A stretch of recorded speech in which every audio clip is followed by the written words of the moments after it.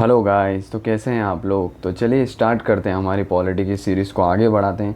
और जैसा कि आप सभी को पता है, हम एम लक्ष्मीकांत सर की जो लेटेस्ट 7th एडिशन है इंडियन पॉलिटी की, उसको कवर कर रहे हैं, जो कि आपकी सिविल सर्विसेज बोथ यूपीएससी और स्टेट पीसीएस लेवल पे बहुत बहुत और बहुत ही इंपॉर्टेंट है।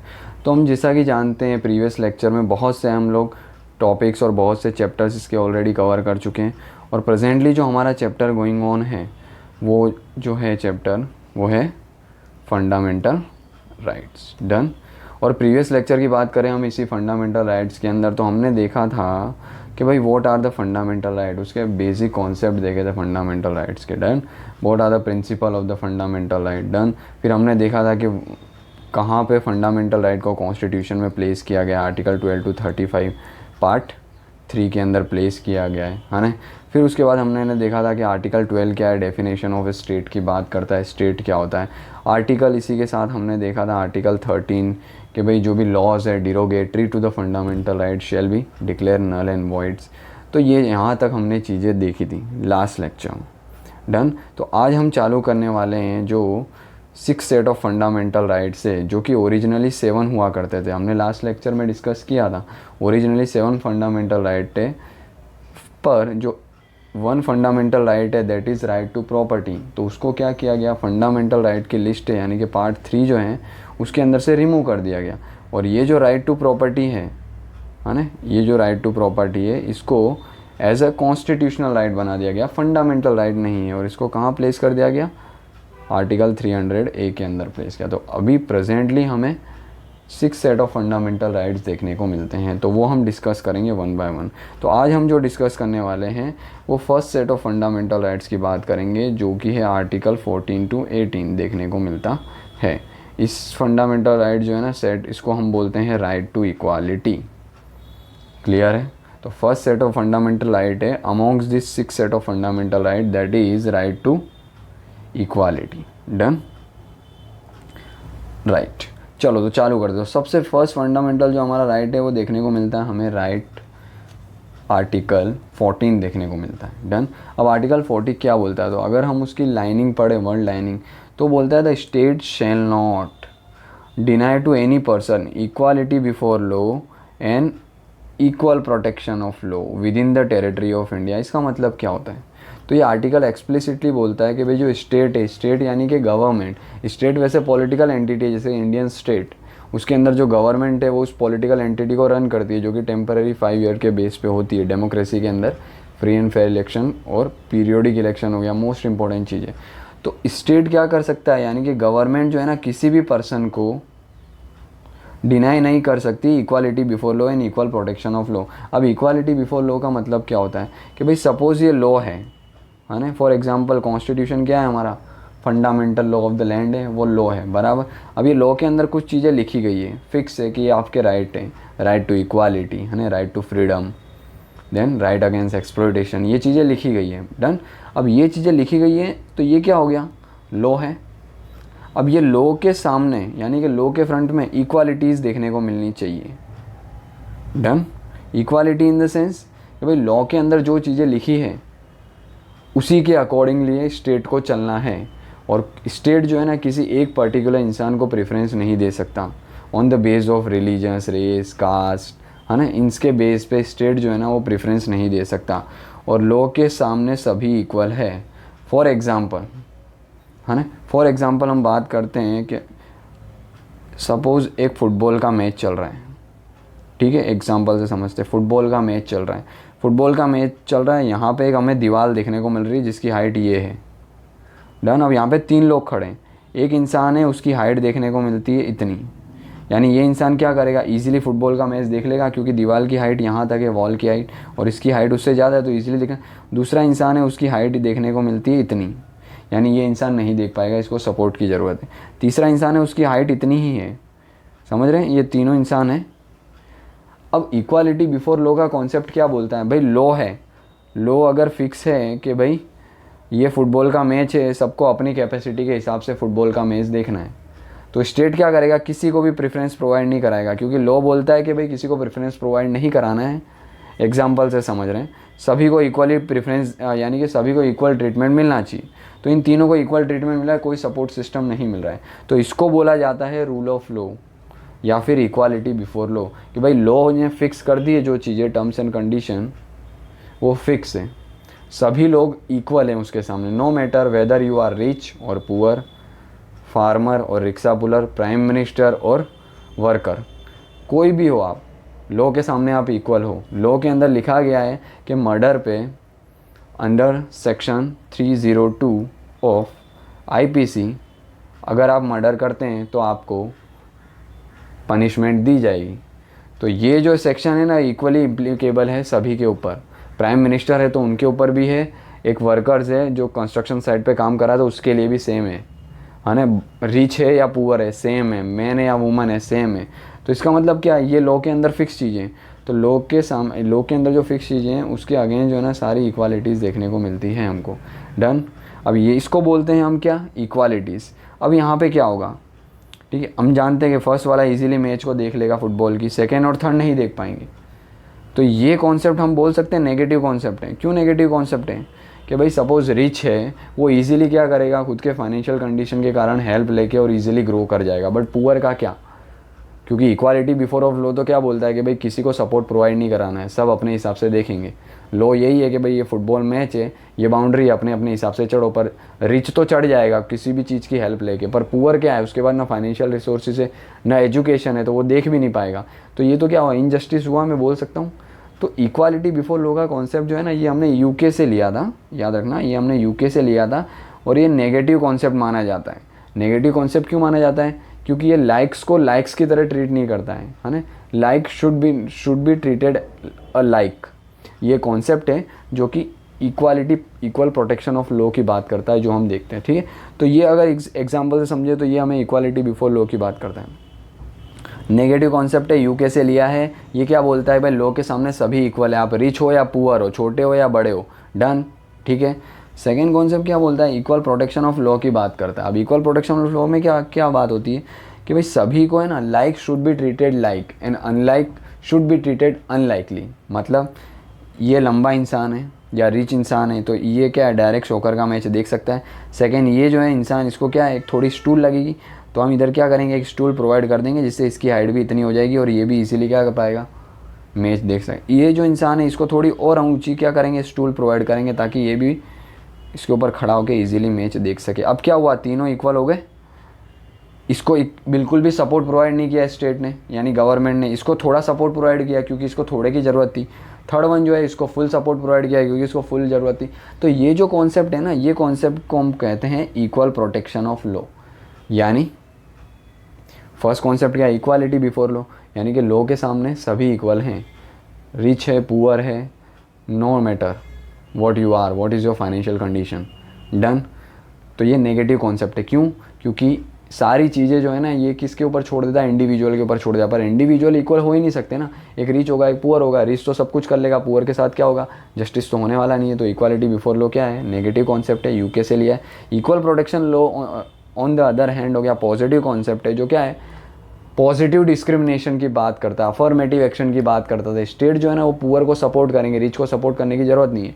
और रिच जो है ना, रिच के लेवल के अंदर पुअर को लाने की कोशिश की जाएगी एक्स्ट्रा एफर्ट प्रोवाइड करके। तो ये कॉन्सेप्ट को बोलते हैं equal protection of law, done. जैसा कि ये सोकर फुटबॉल वाले मैच में आपने देखा, ये जो कॉन्सेप्ट देखने को मिलता है हम इसको पॉजिटिव कॉन्सेप्ट बोलते हैं। क्या बोलते हैं, पॉजिटिव कॉन्सेप्ट बोलते हैं। और ये हमने कहाँ से लिया है, तो यूएसए से लिया हुआ है, डन है, ठीक है। चलो आई होप आपको क्लियर हो गया होगा कि इक्वालिटी बिफोर लॉ और इक्वल प्रोटेक्शन ऑफ लॉ का क्या कॉन्सेप्ट है। नेगेटिव कॉन्सेप्ट यूके से लिया है, पॉजिटिव कॉन्सेप्ट यूएसए से लिया है। ये सभी को इक्वली ट्रीटमेंट देता है, फाइनेंशियल या कोई भी स्टेटस, कोई भी लेवल के स्टेटस की बात करें मैटर नहीं करता है। ये जो है ना, जिसको जितनी रिक्वायरमेंट है उसको उतना प्रेफरेंस देता है। रिच को रिक्वायरमेंट नहीं देगा, पुअर को रिक्वायरमेंट है तो उसको देगा ताकि वो रिच बन सके, यानी उस लेवल की चीज़ें ला सके। जैसे अफर्मेटिव एक्शन जो रिजर्वेशन सिस्टम है वो क्या है, एक इक्वल प्रोटेक्शन ऑफ लॉ का एक एग्जाम्पल है, डन। तो आर्टिकल 14 ये बोलता है कि state shall not deny to any person equality before law and equal protection of law within the territory of India, done. अब ये दोनों को हम सेमली ट्रीट नहीं कर सकते, वो तो हमको भी पता है ना। क्यों, क्योंकि no two human beings are equal in all respect. सीधी सी बात है, सभी लोग, दो कोई ह्यूमन बींग्स आपस में आके खड़े होते हैं तो पॉसिबिलिटी बहुत ही कम है कि दोनों का फाइनेंशियल स्टेटस, मेंटल कंडीशन, है ना, इकोनॉमिक कंडीशन, हर चीज़ें जो इक्वल होगी, एक ज़्यादा होगी और एक कम होगी, ऑब्वियसली होने वाला है। कम वाले को सपोर्ट करना है under the equal protection of law, है ना। तो दोनों चीज़ें अलग है, दोनों ही इंसान अलग हो गए, तो क्या स्टेट को भी अलग अलग पर्सपेक्टिव से हेल्प करनी होगी। इक्वालिटी बिफोर लॉ के अंदर कोई चीज़ हेल्प नहीं की जाती, लोग एक लॉ बना दिया, उसके सामने सभी इक्वल है। बट इक्वल प्रोटेक्शन लॉ में क्या है, स्टेट जो है ना इक्वली पार्टिसिपेट कर रहा है और अफर्मेटिव एक्शंस के थ्रू जो सेक्शंस हैं, वनरेबल सेक्शन है, उनको सपोर्ट किया जा रहा है ताकि वो भी ओवरथ्रो करके टॉप लेवल पे आ सके। ठीक है, अनइक्वल ट्रीटमेंट होता है, अनइक्वल जस्टिस होता है अगर हम इक्वालिटी बिफोर लॉ का ओनली कॉन्सेप्ट फॉलो करें, जो कि हमने यूके से लिया है। साथ ही साथ इक्वालिटी बिफोर लॉ की बात करें हम, तो एक एवी डाइसी करके ब्रिटिश जूरिस्ट हुआ करते थे। कौन थे? एवी डाइसी करके ब्रिटिश जूरिस्ट हुआ करते थे। जूरिस्ट कौन होते हैं? जो अपनी कोर्ट होती है ना, कोर्ट के अंदर साइड में, अभी तो जूरिस्ट का कॉन्सेप्ट इतना है नहीं, यहाँ पे कौन होते हैं? अपने जज साहब बैठते हैं, जजेस बैठते हैं, यहाँ पे सारी जनता बैठती है, डन। और यहाँ पे कुछ साइड में एडवाइस लेने के लिए कुछ ऐसे है ना एक्सपर्ट को बिठाया जाता है, उनको जूरिस्ट बोला जाता है जनरली, डन। तो वैसे ही एक जूरिस्ट हुआ करते थे ब्रिटिश जूरिस्ट एवी डायसी, उन्होंने रूल ऑफ लॉ का कॉन्सेप्ट दिया था। अब रूल ऑफ लॉ क्या होता है? देखो, एकदम ईजी कॉन्सेप्ट है रूल ऑफ लॉ का। कैसा कॉन्सेप्ट है कि भाई रूल है, लॉ है सपोज, बराबर। लॉ का मतलब क्या होता है? Law are the special book और special act which has a legal entity, यानी लॉ होगा वो हमेशा क्या है? लीगल सेंटिटी रखेगा, यानी back by the legal provision. अगर लॉ को आप वायलेट करते हैं तो लीगल एक्शंस आपके खिलाफ लिए जा सकते हैं, उसको लॉ बोलते हैं हम, डन। तो रूल ऑफ लॉ का मतलब क्या? ये जो लॉ बनाया जाएगा वही रूल करेगा, नॉट रूल ऑफ मैन। पहले भी हम लोग पढ़ चुके हैं, अगर रूल ऑफ मैन देखने को मिलेगा तो क्या होगा? डिक्टेटरशिप आ जाएगी। भाई जो जैसा चाहेगा, जो मोनार्क होगा या प्राइम मिनिस्टर होगा, वो जैसा चाहेगा वैसे रूल करेगा, तो वो क्या होगा? मोनार्की होगी। बट हमारे यहाँ रूल ऑफ लॉ देखने को मिलता है, मतलब हमारे यहाँ लॉ क्या है? कॉन्स्टिट्यूशन है, सुप्रीम लॉ ऑफ लैंड। हम लोग कॉन्स्टिट्यूशन के अकॉर्डिंगली है ना हमारी कंट्री को गवर्न किया जाता है। तो हमारे में क्या देखने को मिलता है? Rule of law, not a rule of man.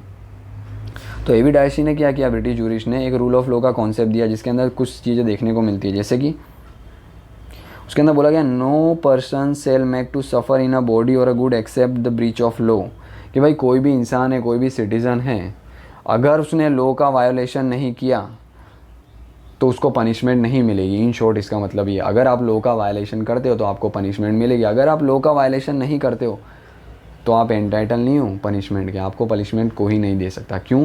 क्योंकि लॉ के अंदर स्पेसिफिकली लिखा गया है कि ये जो है, सपोज सेक्शंस 302 ऑफ आईपीसी, उसके अंदर लिखा गया भाई मर्डर किया तो आपको ये सज़ा होगी, डन। तो ये लॉ है, लॉ के अंदर चीज़ें लिखी गई है, और आपने मर्डर किया तो ही आपको क्या होगी? सज़ा होगी, बाकी नहीं होगी। तो no person shall make to suffer in a body or a good except for the breach of law, अगर लॉ को ब्रीच करोगे तो ही आपको सफ़र करना पड़ेगा, यानी तो ही आपको पनिशमेंट मिलेगी। रूल ऑफ लॉ का एक कॉन्सेप्ट ये भी है, सीधी सी बात है, लॉ लिखा गया फिक्स है, उसको वायलेट करोगे तो सज़ा मिलेगी, नहीं करोगे तो नहीं मिलेगी।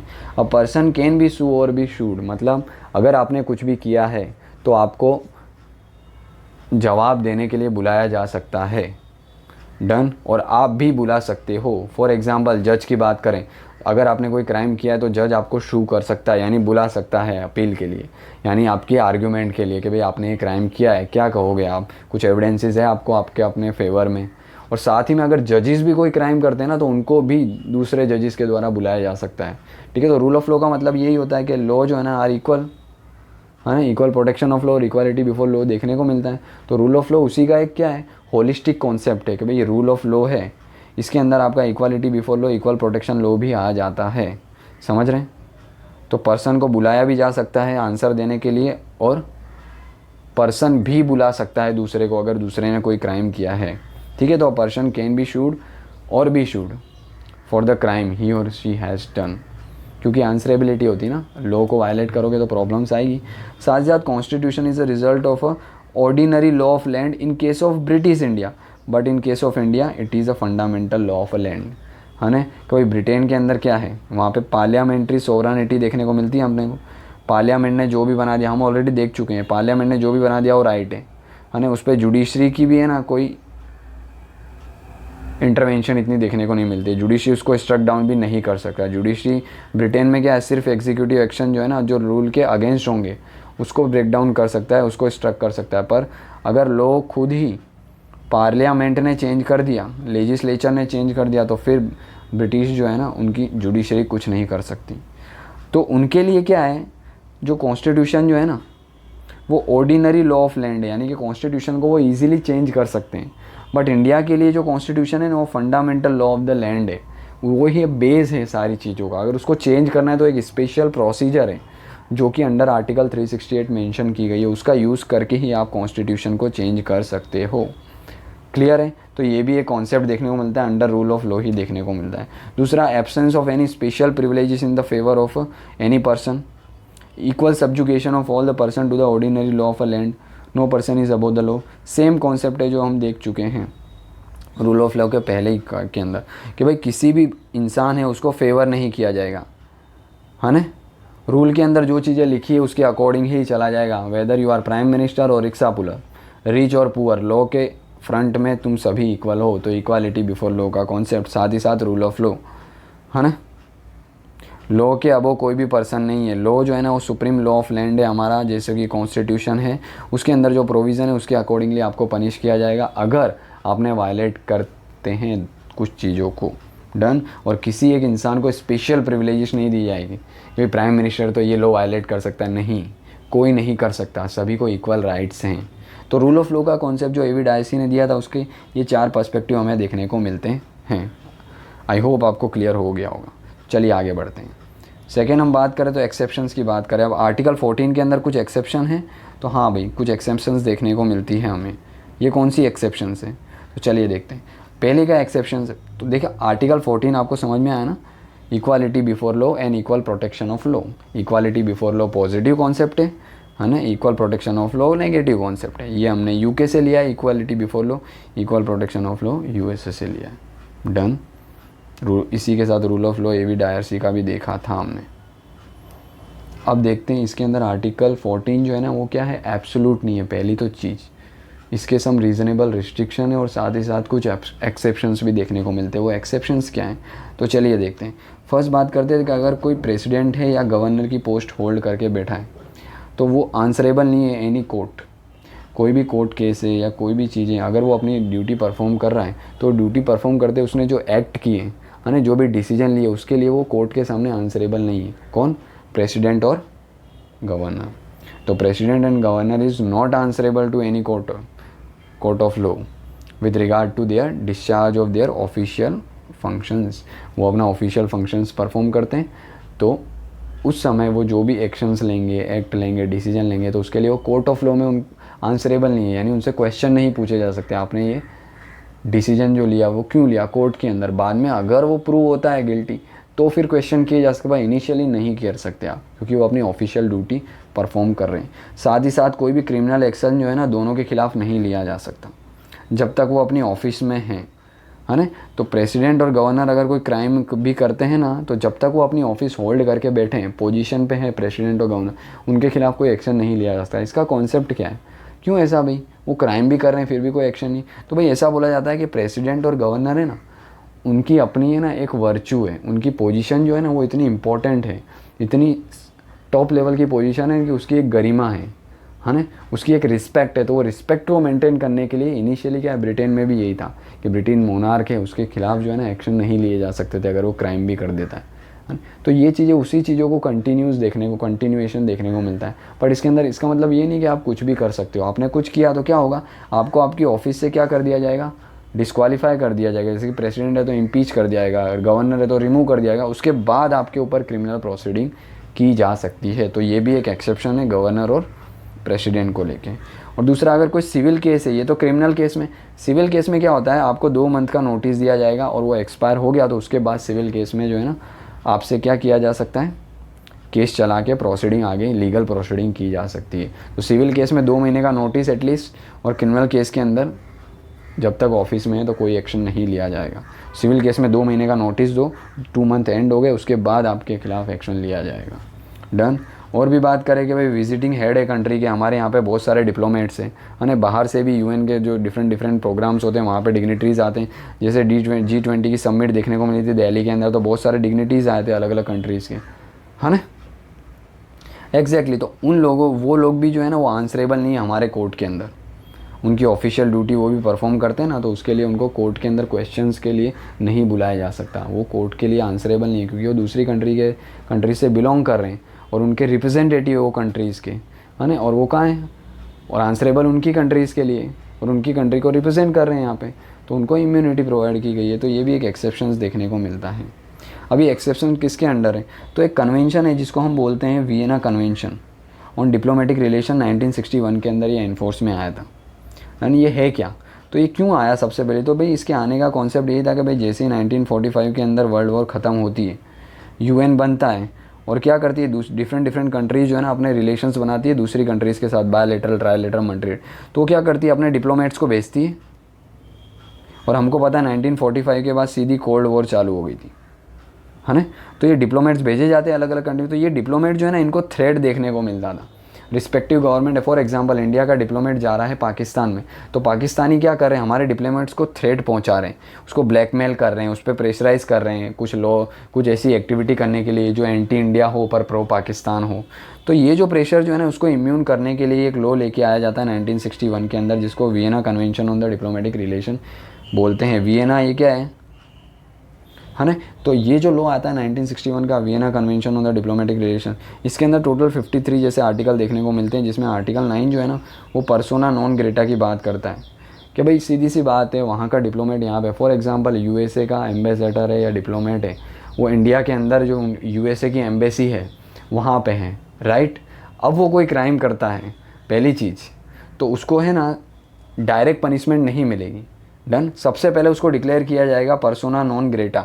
इसका मतलब जो है ना ऐसा पर्सन है जिसमें फेथ नहीं है ना, ऐसा पर्सन है ना जो जिसमें वर्चू नहीं है, एथिक्स नहीं है, वो क्राइम करे जा रहा है, तो उसको पहले हम डिक्लेयर करेंगे इंडिया। अगर सपोज यूएस का डिप्लोमेट है, उसने कोई मर्डर कर दिया, रेप कर दिया, तो उसको गवर्नमेंट ऑफ इंडिया जो है ना पहले पर्सोना नॉन ग्रेटा डिक्लेयर करेगी कि ये जो पर्सन है ना उसमें ग्रेटिट्यूड नहीं है, वो क्या है, क्रिमिनल है। तो पर्सोना नॉन ग्रेटा जैसे डिक्लेयर किया अंडर आर्टिकल 9, तो क्या होगा फिर इसको वार्निंग दी जाएगी, भाई विदिन 24 आवर या 48 आवर्स के अंदर क्या करो, आप इस कंट्री को, हमारी कंट्री को छोड़ दो। अगर नहीं छोड़ते हो ये लिमिट के अंदर तो फिर आपको अरेस्ट किया जाएगा और लीगल प्रोसीडिंग आपके खिलाफ भी की जाएगी, डन। तो आर्टिकल 9 ये बोलता है पर्सोना नॉन ग्रेटा डिक्लेयर करना होता है और एक लिमिट दी जाती है, उसके अंदर अगर ये चीज़ें नहीं होती है तो फिर आपके खिलाफ एक्शन लिया जा सकता है, डिप्लोमेट के खिलाफ भी। आर्टिकल 22 बोलता है कि भाई उनकी जो है ना फॉरेन एम्बेसीज़ है उसके अंदर बिना परमिशन के क्या कर सकते हो, आपको एंट्री नहीं मिल सकती। आर्टिकल 22 ये बोलता है भाई यूएसए की एम्बेसी है उसके अंदर इंडिया की पुलिस जो है या कोई भी डिपार्टमेंट के स्टेट है वो लोग एंट्री नहीं कर सकते without the permission of the head of the mission, यानी कि वो डिप्लोमेट जो हेड है उनका आईएफएस ऑफिसर होते हैं फॉरेन सर्विस के, उनकी परमिशन के बिना आप क्या कर सकते हो, एंटर नहीं कर सकते हो, आर्टिकल 22 बोलता है। आर्टिकल 30 उसी को एक्सटेंड करते हो, बोलता है उनकी कोई प्राइवेट रेजिडेंसी है तो उसमें भी बिना परमिशन के क्या कर सकते हो, एंट्री नहीं कर सकते हो।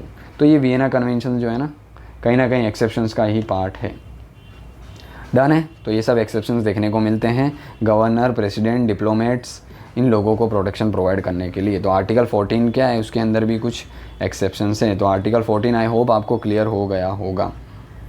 इक्वल प्रोटेक्शन ऑफ लॉ का कॉन्सेप्ट हम देख चुके हैं, तो इसके अंदर क्या देखने को मिलता है, ये पॉजिटिव डिस्क्रिमिनेशन की बात करता है। फॉर एग्जांपल क्या है, रिजर्वेशन की बात करें तो रिजर्वेशन क्या है, एक टाइप ऑफ पॉजिटिव डिस्क्रिमिनेशन ही है ना, जो क्या करता है, अनलाइक है यानी कि पुअर है उनको किसके पुअर की तरह ही ट्रीट करता है, यानी उनको फुल्ली हेल्प करता है ताकि वो भी रिच बन सके। और like should be treated alike, यानी पुअर को पुअर की तरह ट्रीट किया जाएगा, रिच को रिच की तरह, यानी रिच को ज़्यादा सपोर्ट प्रोवाइड करने की ज़रूरत नहीं है, पर पुअर जो है उसको फुल सपोर्ट प्रोवाइड करने की ज़रूरत है तो वो प्रोवाइड कराया जाएगा। तो इसको बोलते हैं हम पॉजिटिव डिस्क्रिमिनेशन, समझ रहे हो। दूसरा ओरिजिन यूएस से हुआ है, हम ऑलरेडी डिस्कस कर चुके हैं। तो ये था आर्टिकल 14। अब देखते हैं हम आर्टिकल 15 क्या बोलता है। तो आर्टिकल 15 की अगर हम बात करें तो 15 का कहना है, और 15 के अंदर आप देखोगे ना तो आपको क्लॉजेस देखने को मिलते हैं, ये जो ब्रैकेट में आपको देखने को मिलते हैं ना। फॉर एग्जांपल आर्टिकल 15 है तो ये ब्रैकेट में 1 है तो इसका मतलब होता है क्लॉज 1, 15 है ब्रैकेट में 2 है इसका मतलब होता है क्लॉज 2, 15 है ब्रैकेट में 3 है इसका मतलब होता है आर्टिकल 15 क्लॉज 3, डन। तो देखो आर्टिकल 15 क्या बोलता है, सबसे पहले हम वो देखते हैं। Right, okay. आर्टिकल 15 क्लॉज 1 क्या बोलता है कि state shall not discriminate against any citizen only on the grounds of religion, race, caste, sex and place of birth और एनी ऑफ देम। इसके अंदर 2-3 चीज़ें हैं। सबसे पहला, स्टेट को डिस्क्रिमिनेट नहीं करना है अपने सिटीज़न को, only on the grounds of this 5 grounds, religion, race, caste, sex और place of birth. This right is enforceable only against the state and not against the private individual. मतलब article 15 clause 5 clause 1 है आपका, वो आपको क्या बोलता है कि भाई स्टेट जो है वो क्या करेगा, डिस्क्रिमिनेट जो है ना वो नहीं करेगा। किनको? तो भाई सिटीज़न को। तो भाई कौन से ग्राउंड होंगे जिस बेस पे स्टेट जो है ना वो सिटीज़न को डिस्क्रिमिनेट नहीं कर सकता? तो ये टोटल 5 ग्राउंड है। कौन कौन से? तो भाई religion, race, caste, sex and place of birth. Then ये 5 ग्राउंड्स के ऊपर स्टेट जो है ना वो किसी को क्या कर सकता है, सिटीज़न को डिस्क्रिमिनेट नहीं कर सकता। फॉर एग्ज़ाम्पल, अगर कोई गवर्नमेंट जॉब निकल के आती है तो गवर्नमेंट जॉब इस बेस पे कभी नहीं होगी कि भाई हिंदू को 50% सीट दी जाएगी, मुस्लिम को 10% ही दी जाएगी, सिख को 20% दी जाएगी। तो ये रिलीजियस बेस पे डिस्क्रिमिनेशन हुआ ना, तो स्टेट को अलाउ नहीं है करना। आर्टिकल 15 क्लॉज 1 उसको प्रोहिबिट करता है। रेस, ये तो काला है, ये तो गोरा है, ये तो लंबा है, ये तो चौड़ा है, उसके बेस पे भी डिस्क्रिमिनेशन कर नहीं सकता। कास्ट के बेस पे भी, भाई ये दलित है, ये ब्राह्मण है, ये राठौड़ है, ये राजपूत है, उसके बेस पे कोई डिस्क्रिमिनेशन नहीं किया जा सकता स्टेट के द्वारा। दूसरा, सेक्स।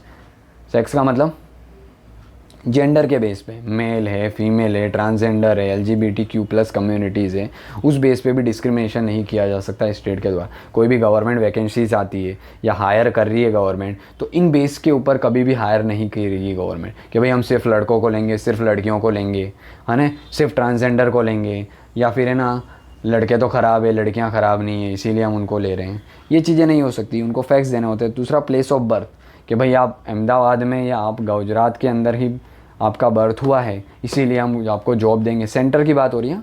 स्टेट तो डोमिसाइल का कॉन्सेप्ट यूज़ कर सकता है, प्लेस ऑफ बर्थ के तहत थोड़ा रिजर्वेशन दे सकता है। वो अगर आगे हम ऑलरेडी देख चुके हैं, सिटीजनशिप में देखा है ना, डोमिसाइल का मतलब क्या होता है।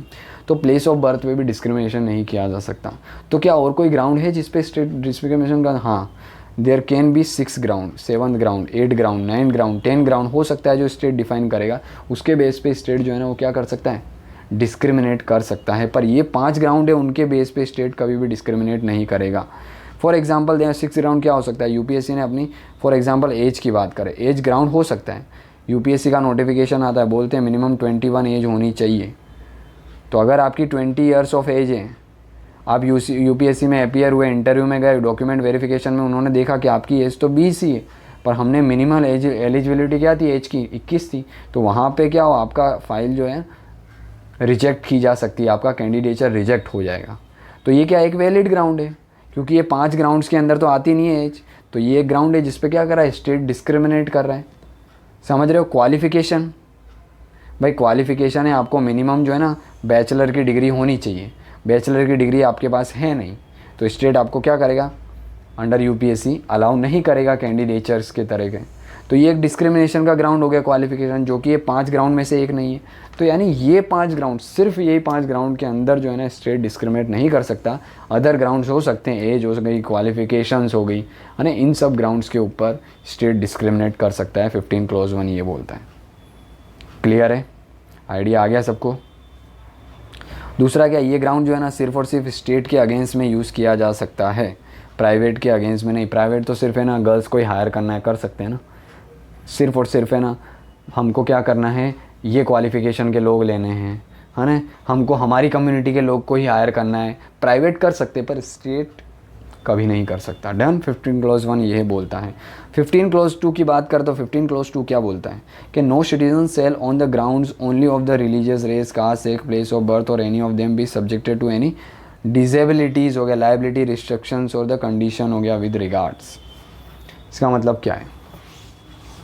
तो भाई इसका मतलब हम बात करें कि कोई भी सिटीज़न है ना, कोई भी सिटीज़न है तो उसको क्या क्या नहीं कर सकते हो आप, ये जो ग्राउंड्स हैं, रिलीजन है, रेस है, कास्ट है, सेक्स है, प्लेस ऑफ बर्थ है, इसके बेस पे क्या कर सकते हो आप, डिस्क्रिमिनेट नहीं कर सकते हो। ठीक है, सेम फर्स्ट जैसा ही देखने को मिलता है, बट यहाँ पे डिफरेंस क्या देखने को मिलता है? Religious, race, caste, sex, place of birth तो है, है, पर और कोई डिस्क्रिमिनेशन यहाँ पे और कोई चेंजेस देखने को मिलते हैं? हाँ, कि भाई कोई डिसेबिलिटीज़ हैं, ये भी चेंजेस है, इसके बेस पे भी नहीं किया जा सकता। दूसरा कोई रिस्ट्रिक्शन से, कंडीशन हो गया विद रिगार्ड से, तो इसके बेस पे आपको स्टेट जो है ना वो डिस्क्रिमिनेट नहीं कर सकता है। ठीक है, तो और भी ग्राउंड्स इनमें ऐड हो गए। अब बात करते हैं 15 क्लॉज 2 है, डन। अब इसके अंदर हम बात करें तो ए क्या बोलता है, 15 क्लॉज 1 क्लॉज ए क्या बोलता है कि भाई आपको एक्सेस करना है कोई शॉप, आपको एक्सेस करना है कोई public restaurant, hotel, place of public entertainment, यहाँ पे भी आपके साथ डिस्क्रिमिनेशन नहीं होगा, क्योंकि हिस्टोरिकल हमने चीज़ें देखी हुई हैं, है ना। हिस्टोरिकली हम देखते हैं कि बहुत सारे डिस्क्रिमिनेशन देखने को मिलते थे। जैसे कि अम्बेडकर, आपने मूवी देखी होगी तो डॉक्टर भीमराव अम्बेडकर इतने पढ़े लिखे थे, फिर भी उनको क्या है, ऊंचे जो थे, ऊंची जाति के लोग थे, उनके कुएं में से पानी नहीं पीने को दिया जाता था, वो लोग उन्हें खाना प्रोवाइड नहीं करते थे, तो ये सब डिस्क्रिमिनेशन था। तो पब्लिक जो रेस्टोरेंट है, शॉप है, तो उस पर जाते हो और आपको बोलते हैं आप ये कास्ट के हो, हम आपको प्रोवाइड नहीं करेंगे, तो ये डिस्क्रिमिनेशन है, जो कि अलाउ नहीं है कॉन्स्टिट्यूशन के अंदर। आप सीधे सुप्रीम कोर्ट में जा सकते हो, डन। पब्लिक रेस्टोरेंट, होटल, इन सब में डिस्क्रिमिनेशन अलाउ नहीं है। साथ ही साथ अगर आपको यूज़ करना है कोई पब्लिक वेल है, यानी कि पब्लिक का कुआं है, टैंक है ना, कोई बाथिंग फैसिलिटीज़ है, रोड है, प्लेस ऑफ पब्लिक रिजॉर्ट है, मेंटेन बाय द स्टेट और फंडेड बाय द स्टेट, तो वहाँ पे भी आपके साथ डिस्क्रिमिनेशन नहीं हो सकता। ये सारी चीज़ें आप की तरह सारे सिटीज़न जो है ना उसको एक्सेस इजीली कर सकते हैं। कोई डिस्क्रिमिनेशन होता है तो आपको सीधा सुप्रीम कोर्ट में आप लोग जा सकते हैं, क्योंकि ये आपका फंडामेंटल राइट है, डन। और इनके खिलाफ क्या है, ये एनफोर्सेबल होता है against the state as well as the individual. Individual भी आपके साथ कोई डिस्क्रिमिनेशन करता है, होटल का कोई आदमी है, जो पब्लिक होटल है उसका कोई आदमी है, सीधी सी बात है गवर्नमेंट ने हायर किया होगा, वो भी आपके साथ कोई डिस्क्रिमिनेशन करता है, तो भी आप क्या कर सकते हो, कोर्ट में जा सकते हो। और स्टेट के खिलाफ तो आप कोर्ट में जा ही सकते हो, स्टेट यानी कि गवर्नमेंट के खिलाफ, डन। और कहीं ना कहीं ये चीज़ें क्या कर रही है, हमको क्या चीज़ें सिखा रही है कि भाई जो हिस्टोरिकल अनटचेबिलिटीज़ देखने को मिलती थी, शो कॉल्ड दलित और अनटचेबल्स हुआ करते थे, है ना, वो सोसाइटी ने बनाए थे तो वो लोग भी इंसान ही, तो ये अनटचेबिलिटी की प्रैक्टिस को कहीं ना कहीं ये आर्टिकल क्या करता है, कम करता है। कैसे कि भाई ये सब ग्राउंड जो हैं, ये सब ग्राउंड है, इसके बेस पे आप डिस्क्रिमिनेशन नहीं कर सकते, और नहीं करोगे इसका मतलब आप कहीं ना कहीं क्या कर रहे हो, अनटचेबिलिटी जैसे जो मेनेस थे सोसाइटी के अंदर, उसको क्या कर रहे हो, टैबू थे, उसको कम कर रहे हो आप। तो आर्टिकल 15 क्या करता है, इन शॉर्ट हम बोल सकते हैं अनटचेबिलिटी जो है ना उसको कम करता है, डन है। अब इसके भी कुछ एक्सेप्शंस हैं, बट टाइम के कंस्टेंट के कारण क्या करेंगे, हम इस लेक्चर को यहीं पे स्टॉप करेंगे। आने वाले लेक्चर्स के अंदर हम इस जो चैप्टर है इसको यहीं से कंटिन्यू करेंगे, डन। तो आई होप आप सभी को समझ में आ गया होगा आर्टिकल 14 और आर्टिकल 15 का, टू सम एक्सटेंट आर्टिकल 15 भी आ गया होगा।